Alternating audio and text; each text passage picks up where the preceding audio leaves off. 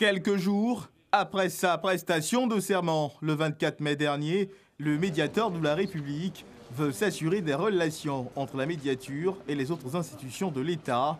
Pour cela, Adama Toungara a effectué ce mardi une visite à ses homologues du Sénat, du Conseil constitutionnel et de la Cour des comptes.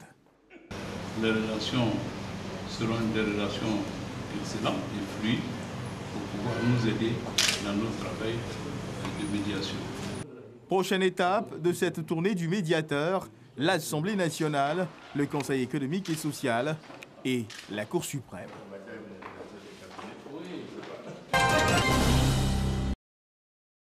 Une délégation conduite par l'ambassadeur français, délégué pour l'environnement, et le secrétariat exécutif permanent de la RED+ à Diasson, village situé à 27 km d'Azopé.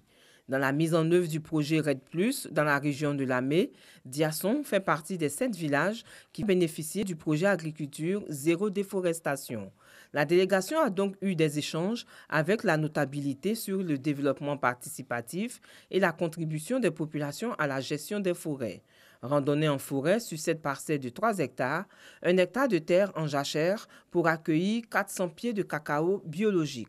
L'objectif est de réduire d'au moins 80% la déforestation liée à la cacaoculture à l'horizon 2030. La stratégie nationale s'appuie essentiellement sur une approche filière et une approche territoriale.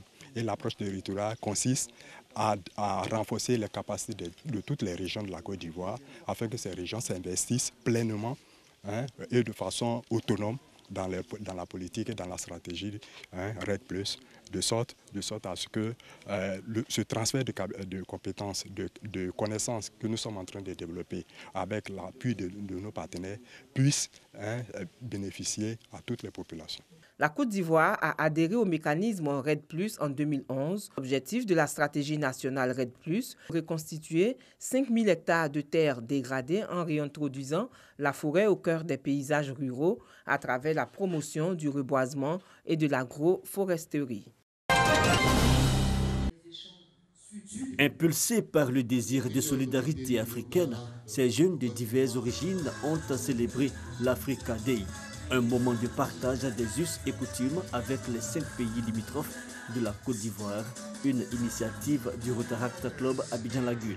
Il s'agit de l'entente entre les frères africains. Vous voyez, de plus en plus, nous parlons de globalisation, de mondialisation. Voilà pour nous une manière de faire savoir aux différents Africains qu'il faudrait que maintenant nous réfléchissions en union, en africain et pas seulement en termes de pays. Message panafricaniste, exécution des danses traditionnelles.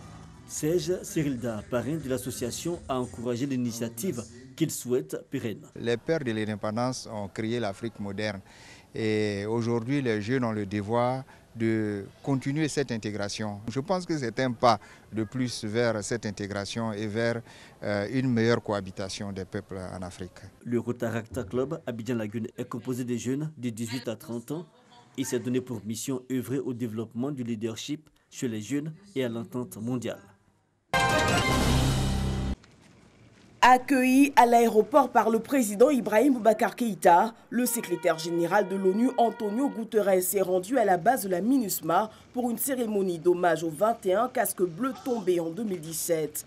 Déployée en 2013, la MINUSMA, qui compte environ 12 500 militaires et policiers, a perdu plus de 160 casques bleus, dont 104 dans des actes hostiles, soit un peu plus de la moitié des soldats de l'ONU tués sur cette période dans le monde. La paix au Mali est un facteur de sécurité à l'échelle globale. Et il faut que le monde le comprenne et il faut que le monde vous appuie sans condition. Vous travaillez dans un cadre où la paix n'est pas assurée. Vous travaillez dans un cadre où il y a des groupes terroristes qui ne respectent rien et personne. Vous travaillez dans un cadre où il y a des trafics de drogue, d'êtres humains, d'armes. Je tiens aussi à vous dire que nous travaillons pour garantir une effective solidarité internationale à la force du G5 Sahel. Je rends hommage aux 5 pays du Sahel qui ont su assumer eux-mêmes le leadership face aux défis énormes auxquels ils font face. Le nord du Mali est tombé en mars-avril 2012 sous la coupe du groupe djihadiste lié à Al-Qaïda, en grande partie dispersé par une intervention militaire lancée en janvier 2013 par la France. Mais des zones entières échappent au contrôle des forces maliennes, françaises et de l'ONU, régulièrement visées par des attaques meurtrières, en dépit de la signature en mai-juin 2015 d'un accord de paix censé isoler définitivement les djihadistes.